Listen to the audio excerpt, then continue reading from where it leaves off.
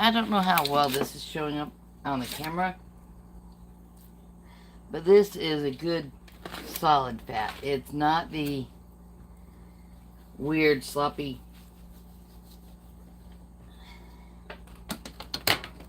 something extra. Yeah, some piece of plastic went somewhere. I mean, that is not the weirdness you sometimes see on a brisket. It's not the weird kind of dry connective tissue and stuff. I'll add that into my scraps in the freezer to be rendered.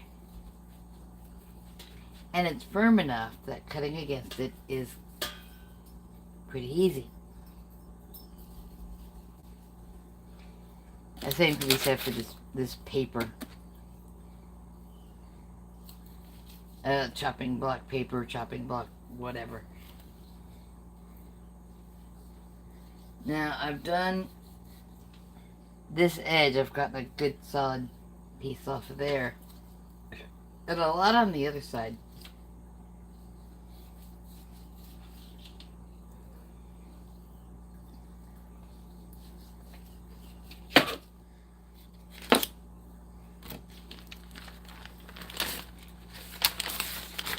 This piece is the most of it. But you can see where I've done a lot of the trim on this side. And that's gone into a Ziploc in the freezer. And that has too. And then I've got some more. Yay. Now, a filleting knife is actually a pretty good choice for taking off some of the fat. Because you want to get that as sharp as you can. Any knife should be reasonably sharpened. Some jobs you don't do without having sharpening stuff handy. I've got the honing rod right there, and I've got the little flat sharpeners up there. Let's see if I want to go back to this. It is a good knife. I don't remember what this deal is, just that it's a good knife. There we go.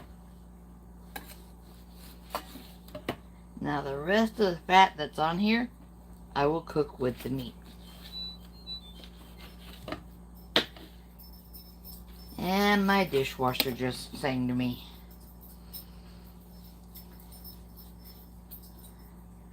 But I'm going to be cutting pieces about like this. Some of them will be a little large. Some of them will be just right. Some of them will be a bit small. But I'm cooking a dish my husband likes. So if I wind up with some that are large, I can cut them down later.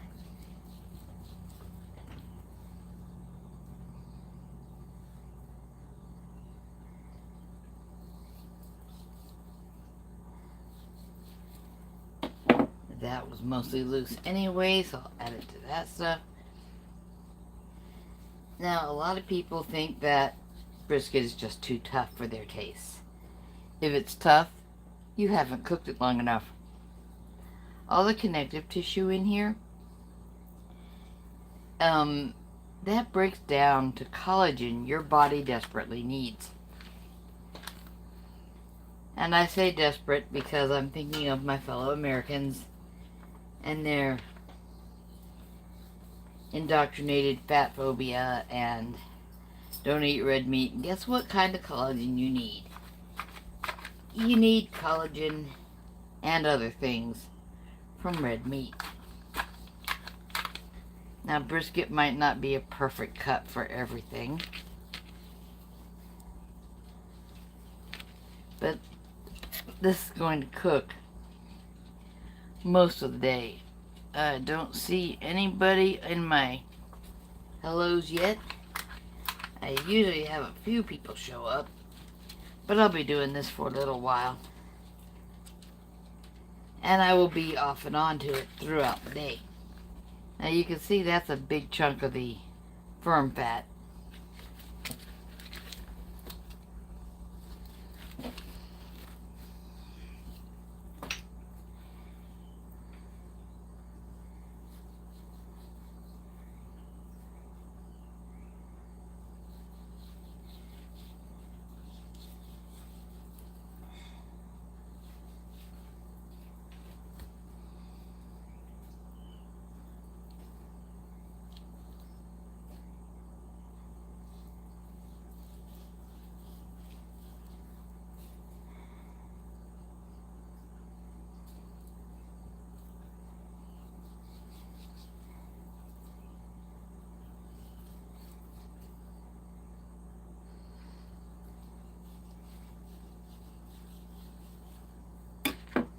And of course, anyone who's not afraid of raw can take off bits like that and enjoy them as they go.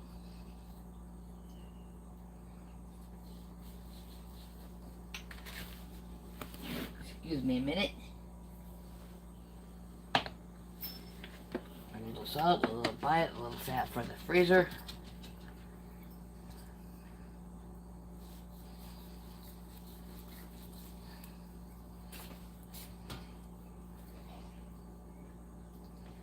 Yes, I was saying how brisket can seem a little tough. A lot of people get used to the idea of cooking meat to 165. Maybe they hate meat, maybe they just haven't learned.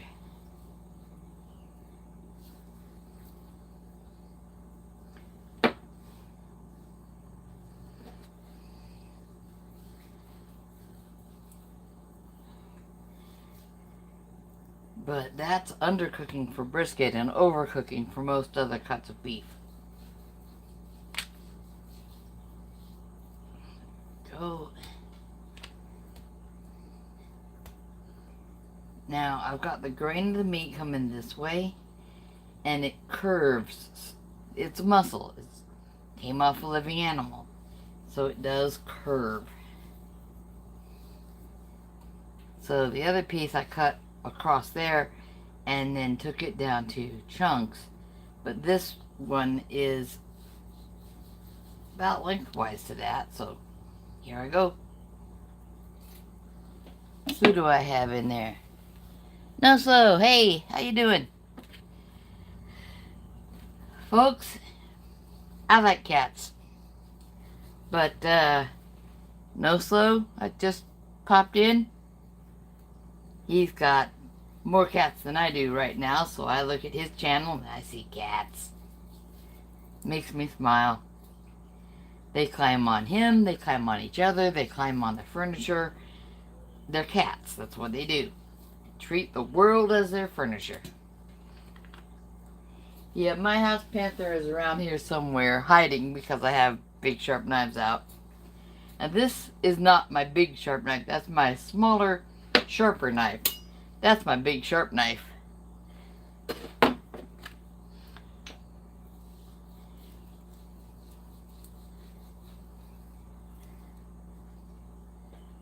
I'm taking down some brisket for some carne guisada.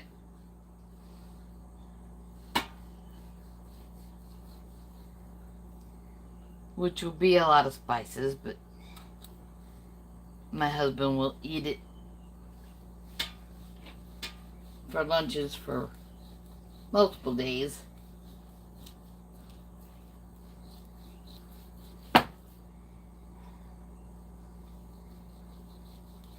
And he's got some other stuff to make.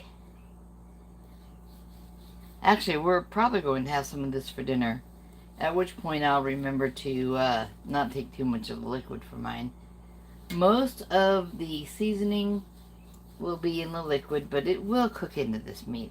Now look at that. That's what happens when you're pulling on a piece of meat and it's got that good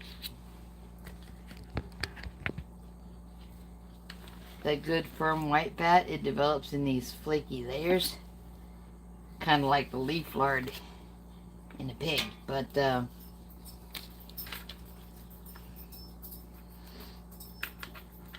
like I said, I've trimmed off a lot, and the meat will need some for the cooking.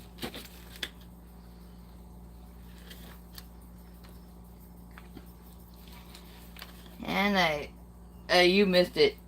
I said before, $3.99 a pound for brisket at my store. I bought a brisket. And anyone who likes can take off bits of this. It's connective tissue. It's gotten a little too yeah, there's some meat in there, but and there's some connective tissue, and that oxidizes and does not look good. And it doesn't look good when you're rendering it either. Even the dog doesn't touch it. He's picky. course, he filled up on ribeye last night with me, but picky little brat.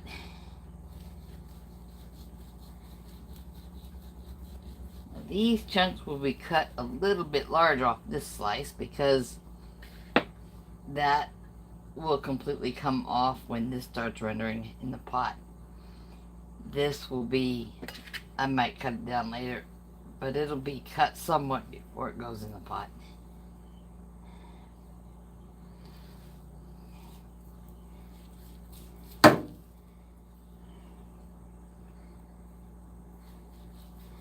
Yeah, I'm slamming stuff around. I'm not really seeing... Don't cut myself. I have been cooking for 50 years. I have cut myself so many... I have had moments when I've gotten near to deboning this knuckle and a few other interesting things. And I had something interesting happen at the tip of one finger one year. I think we were trying to get going and go to a family event or something. But I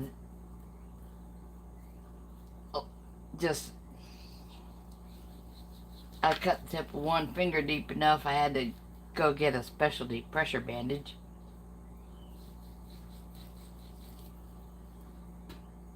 That's one reason I like my fillet knives good and sharp. Is because even when I do cut myself, the edges are straight and it heals clean.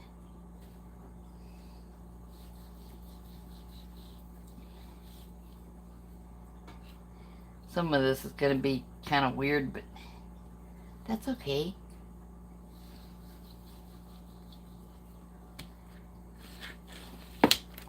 Oh yeah. I'm getting enough of that thing cut up that I can go over here and...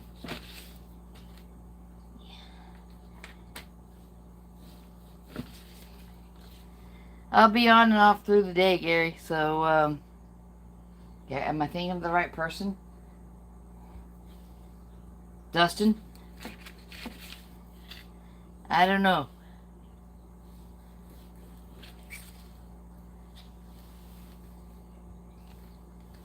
But I'm not cutting myself so far. You may occasionally see little tiny shreds of meat on me, but I'll admit it if I cut myself.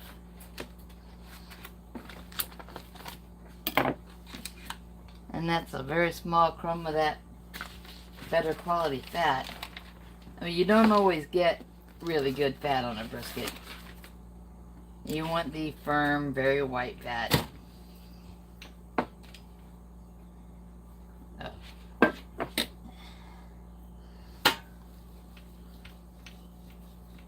If I run the tip into that pot too often, I'll be ruining my knife tip.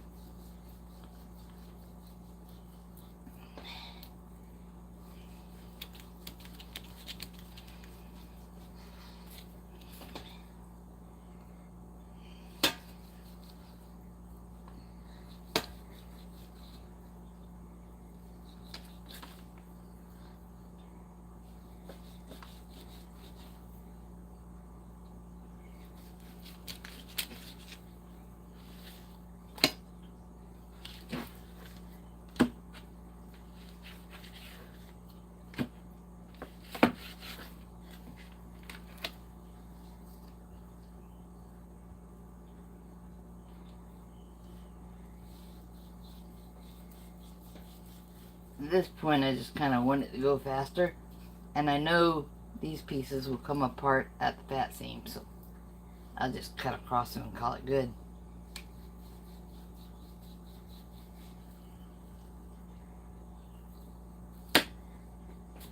A lot of people will buy stew meat or beef tips to make carne guisada,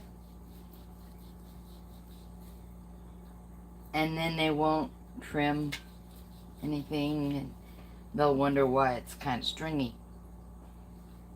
I've got the grain of the meat going up. The lengthwise cut of the meat is this way, so what I took off is a cross cut, and it will come apart and we'll have these wonderful chunks on the ends will be what comes up on the plate. Or actually in a lunch dish.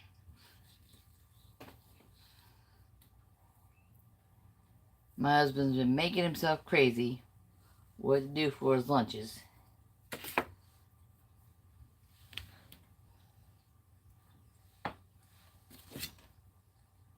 I can take off a fair amount of that and add it to the stack of what's going in the freezer.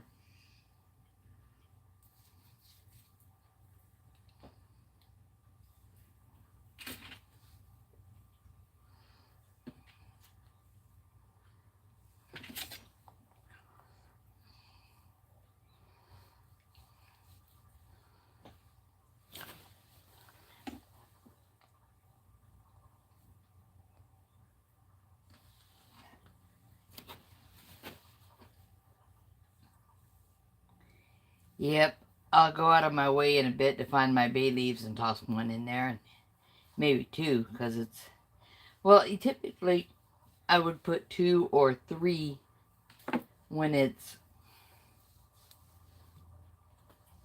a whole brisket being done this way.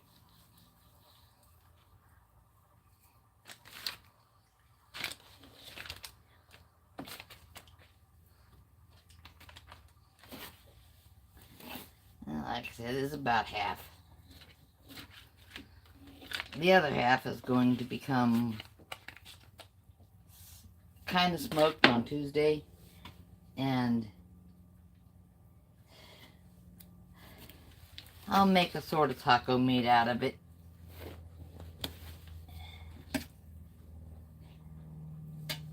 It's not like the Mr. can't pack his own lunches or cook carnivore for himself. He can.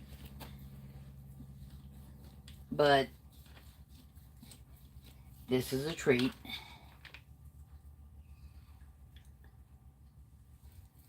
It should do dinner for both of us and still give him some to pack up for lunch.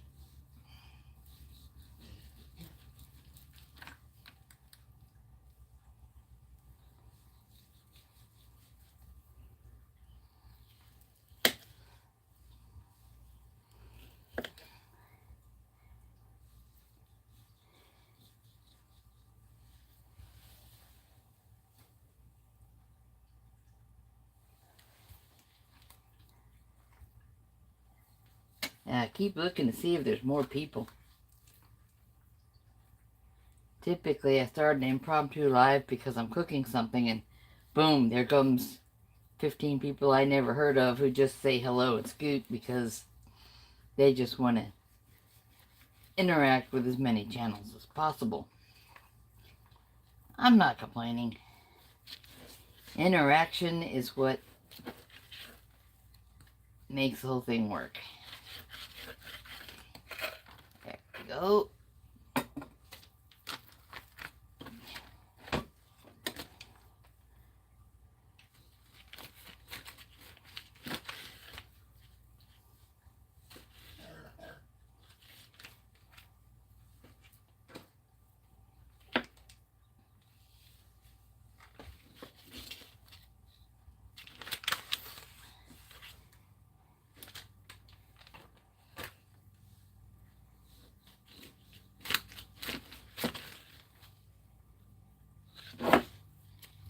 And this is nice moist cut, so it should make plenty of juice. Because that'll be the gravy the meat sits in.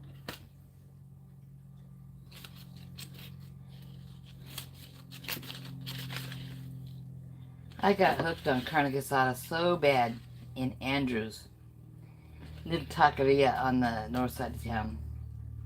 On the main drag headed for the north side of town. I think. Unless I'm turned around. Oh well, who cares? And they would pair up a hefty serving of carne guisada with enough cheese to stabilize the gravy,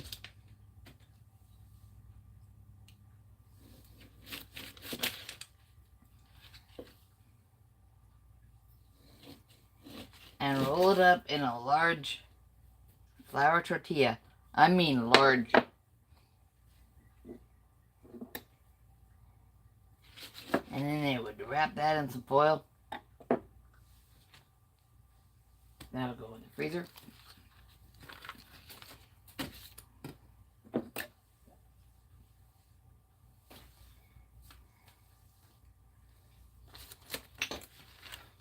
Yeah, it's a chopping block paper. It has some heft to it.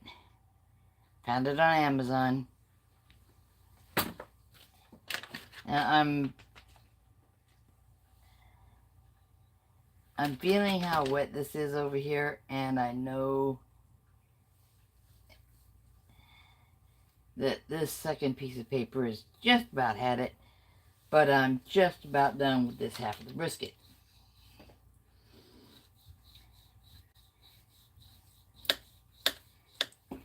And I guess it's arm day, you know, because a brisket is a lot of work.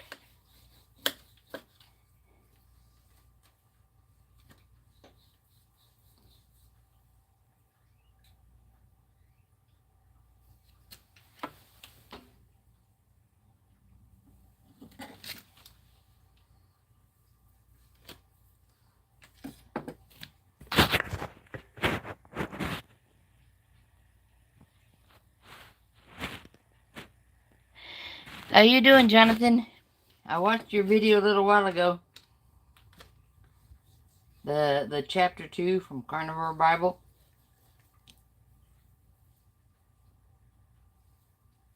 Good information.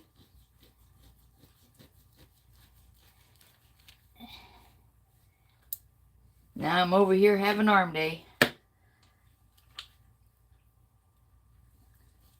But like I was saying a little while ago, for $3.99 a pound, I can cut up a brisket.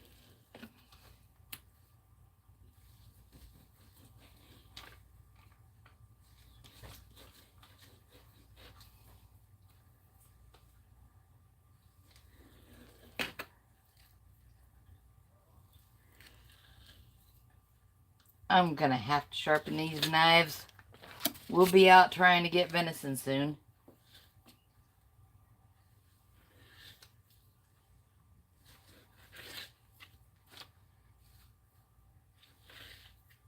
And from there we dial it down. If we get venison, that's lovely. I like venison. But if we don't get venison, the same properties are usually good sources for feral hogs, the occasional escaped exotics like axis deer and things of that nature, and how do they spell it? Aoudad. I forget the exact spelling, but I am told aoudad is really good eating. Haven't had any. And when I mention feral hogs, feral pigs, I do not mean the colored peccary. We call them javelina, and they are known to be good eating, but they're much smaller than the crossbred pigs that, if you ever look up any information on the wild pig problem in the U.S., more people need to be eating those, and then they won't be such a problem.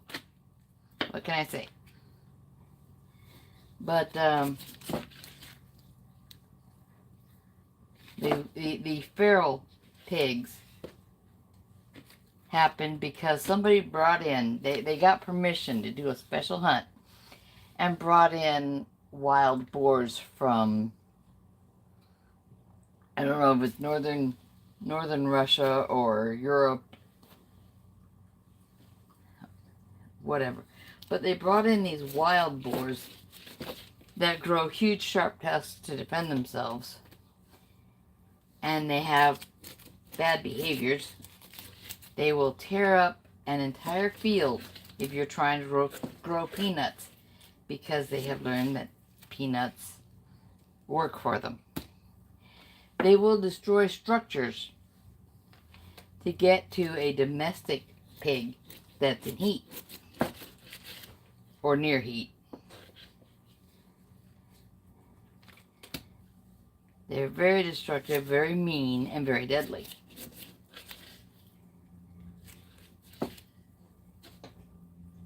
If I get the chance to shoot one, I will.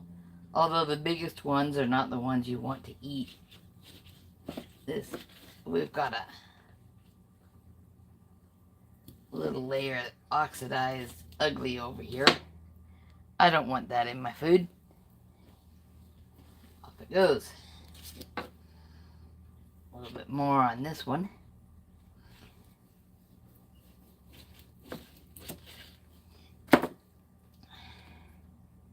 Yeah, it starts to gray. Now these are the pieces with all the collagen that'll break down. Oh, I think this piece is far enough down I can take off the oxidized bit here. I'm like, how long do they leave them sitting around before they vacuum pack them? Good Lord.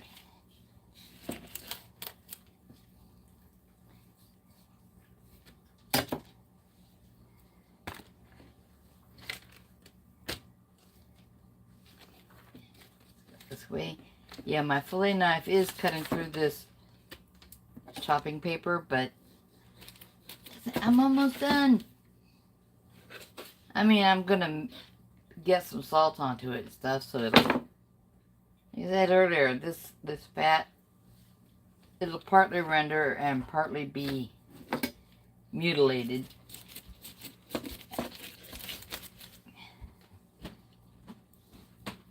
Hello dear, I'm just live streaming over here.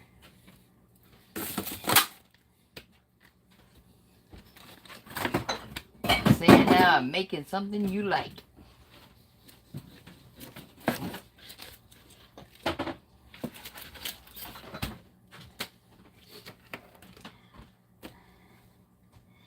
Yeah, succeeded at making enough noise earlier that my daughter and her boyfriend decided that even though they had skip church, they'd get up and go do something.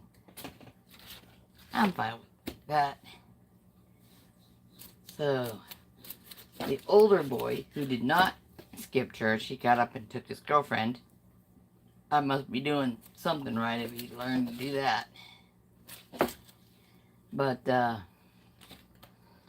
so, 4 extra people are out of the house for the morning, or for the day.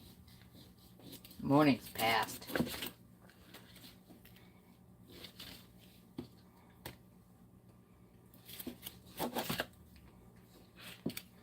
And we have all that delightful connective tissue in this end of the brisket. This is the bit that's so tough if you undercook your brisket.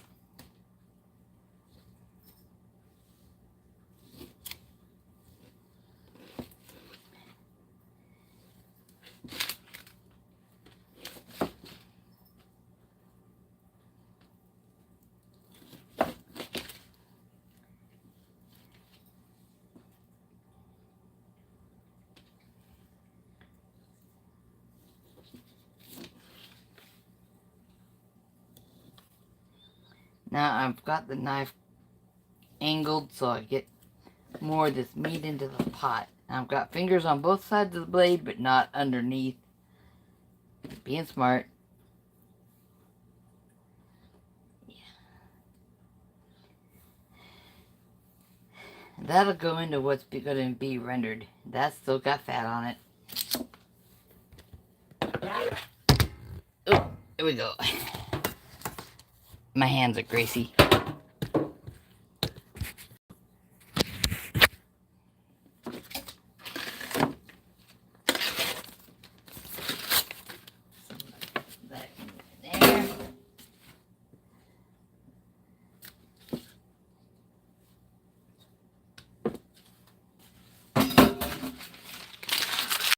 A good knife block is your friend if you eat meat.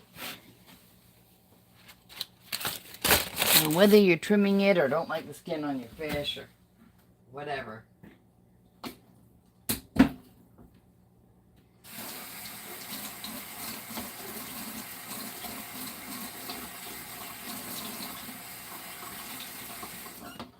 knife block full of options is great. Now, I've got the steak knives, the scissors, the paring knife, the small bread knife, a large bread knife, serving fork. What's that one? I don't know. It's just, yeah, large bread knife, serving fork, and the honing steel.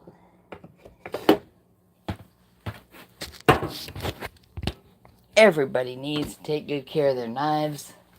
Let me get back.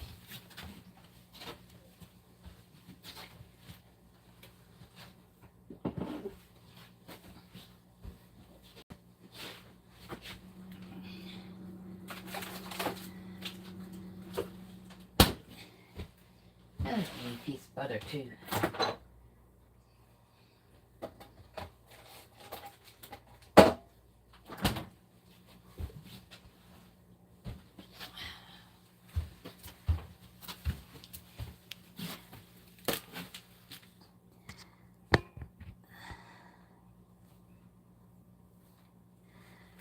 This will be slow cooked, Jonathan.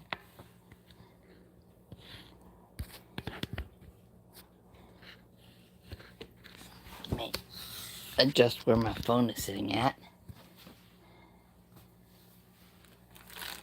I'm gonna cut off a chunk of butter from the gigantic log of Amish butter, just because butter cooked in beef cooked in butter tastes so good.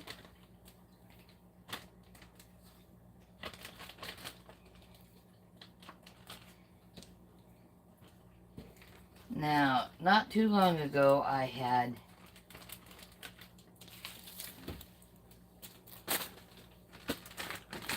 bought a package of beef fat trimmings, and now with this cook today, I have another pound or so of beef fat trimmings, and it will become my cooking oil for a great many meals. I mean, I don't have a problem frying my eggs or scrambling them in beef tallow. I mean, butter's tasty.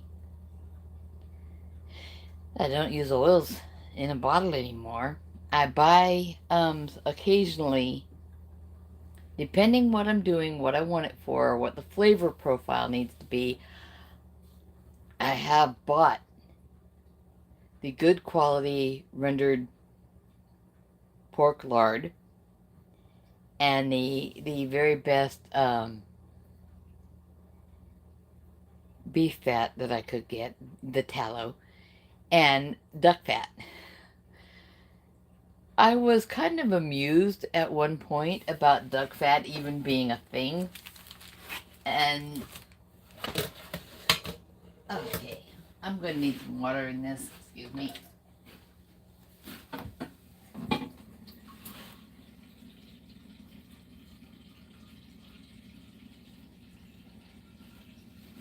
I'm still here. I'm just, yeah. If the reverse osmosis system was faster, that would be great. But it's not faster.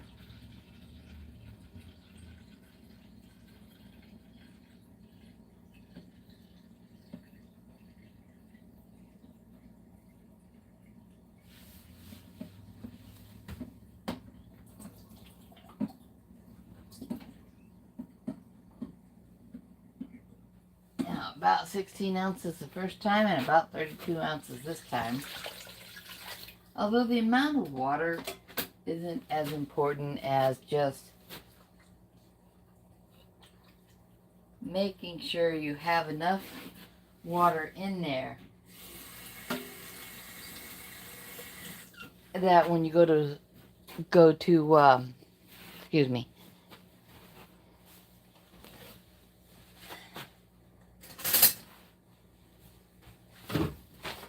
when you stir it, you want it to move easily. And when you eat it, you want it to taste good. So, let's go. Okay, no paper there. I got paper there. Oh, there we go.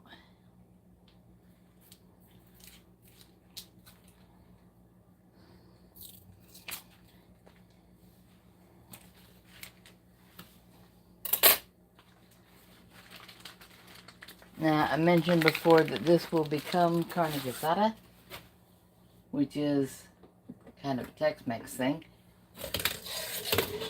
It's going to have a little bit of the granulated garlic and some onion. I might use a fresh one, I don't know.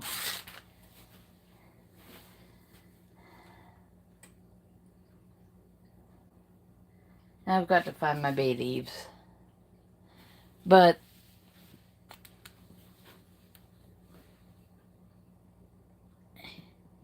yes, they are.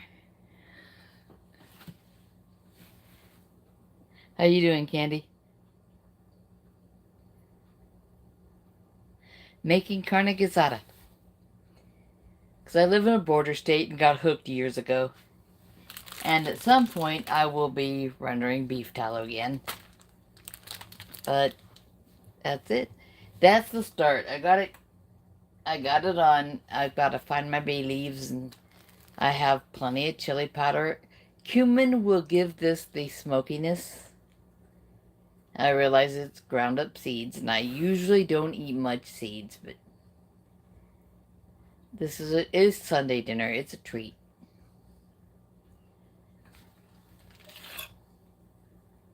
I managed to leave any butter on the butter knife. Oh well. So, y'all check back in again later, because I will be here again later. Probably when I'm shaking spice jars. Now, cumin is straight up ground seeds. The garlic and the onion powder are not. They are ground up roots. Fibrous, starchy roots like our ancestors would recognize. Chili powder is powdered chili pods, often with the seeds in them. You can tell. Let me find the right one. I don't see the red pepper flakes. Somebody moved the red pepper flakes. My grandson loves them. They might have been all used up. But paprika is a sweet red pepper.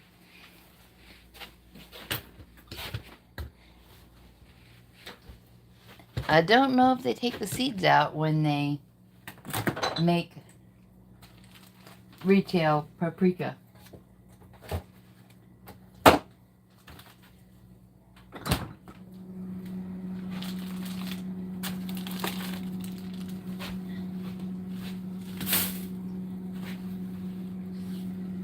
I have 2 pork bellies, part of a bag of shrimp,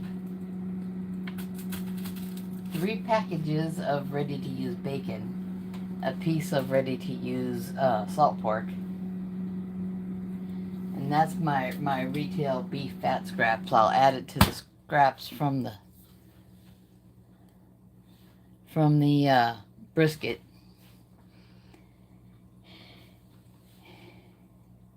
When I render. But I don't need to render them right now. Right now, I need to get off of here and find my bay leaves. They're somewhere in this cabinet.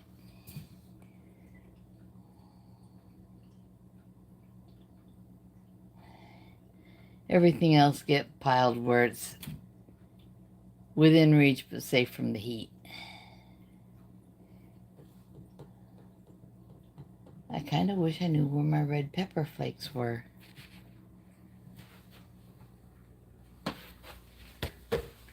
I don't want to buy more just because I can't find 1 jar. Oh, here we go. Tucked in beside the